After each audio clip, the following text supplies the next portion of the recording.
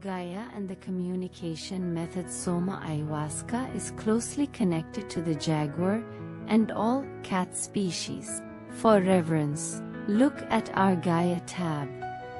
Not without reason do we have since ancient times always a healer, witch or magician, depicted with a cat by his/her side. Cats are very important for the healer, because they resolve negative energy around them. Jaguar. There is a legend describing that humans learned the use of the soma from the jaguar. Jaguars chew the leaves of ayahuasca to improve its sensitivity for hunting, and the indigenous people took it originally for the same reason. It seems from an evolutionary perspective, all sacred medicines have selective advantages in their use, as antiparasitic, immune boosting, or increasing one's capacity. Cats, although underestimated by humans, have great effect on healing. The German website narrates more about the mechanism and purpose of cats. Many cat owners told us that every time when they had a headache or stomach pain, that the cat would come and just lay on the ill or diseased spot, and the pain would begin to resolve. Here we have a nice esoteric excerpt about cats from the books of Lobsang Rampa, the monk from the Himalayas. Enjoy. Cats and their ancestors in the past. One tutor in particular was intrigued by my love of cats, and the cat's obvious love for me. The tutor knew full well that cats and I conversed telepathically. One day after school hours he was in a very good mood indeed, and he saw me lying on the ground with 4 or 5 of our temple cats sitting on me. He laughed at this sight, and bade me accompany him to his room, which I did with some apprehension, because in those days, summons to a lama's quarters usually meant a reprimand for something done or not done, or extra tasks to be accomplished. So I followed him at a respectful distance, and once in his rooms he told me to sit down while he talked to me about cats. Cats, he said, are now small creatures, and they cannot speak in the human tongue, but only by telepathy.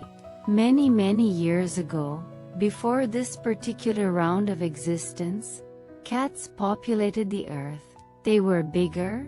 They were almost as big as our ponies. They talked to each other. They could do things with their forepaws, which then they called hands. They engaged in horticulture, and they were largely vegetarian cats. They lived among the trees, and their houses were in the great trees. Some of the trees were very different from those we now know upon the earth. Some of them, in fact, had great hollows in them like caves, and in those hollows, or caves, the cats made their homes. They were warm, they were protected by the living entity of the tree, and altogether, they were a very congenial community. But one cannot have perfection with any species, because unless there is some competition, unless there is some dissatisfaction to spur one on, then the creature having such euphoria degenerates.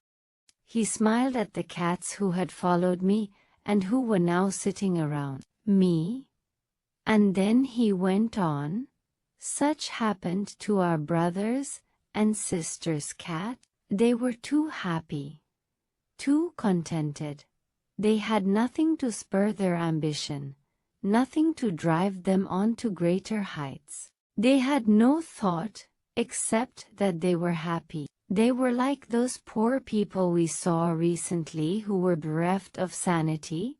They were content just to lie beneath the trees and let the affairs of the day take care of themselves. They were static, and so being static they were a failure. As such the gardeners of the earth, rooted them out, as though they were weeds, and the earth was allowed to lie fallow for a time. And in the course of time, the earth had reached such a stage of ripeness that again it could be restocked with a different type of entity. But the cats, well, their fault had been that they had done nothing, neither good nor bad. They had existed, and that alone existed. And so they were sent down again as small creatures like those we see here. They were sent to learn a lesson. They were sent with the inner knowledge that they had once been the dominant species, so they were reserved, very careful to whom they gave their friendship. They were sent to do a task, the task of watching humans and reporting the progress or the failures of humans, so that when the next round came, much information would have been provided by cats. Cats can go anywhere, they can see anything, they can hear anything, and, not being able to tell a lie, they would record everything precisely as it occurred. I know that I was quite frightened for the time being. I wondered what the cats were reporting about me. The initiated lamas could tap information from the cats that supervised the temple and the community. As living spy supervision cameras of today are Dud and Mem. But then one old Tom, a champion of many a fight, gave a RRR, and jumped on my shoulders and butted his head against mine. So I knew everything was all right, and they would not report me too badly. Except from the book as it was by Lobsang Rampa. Let us not forget our Cheshire Cat, from Lewis Carroll's Alice's Adventures in Wonderland, and Through the Looking Glass.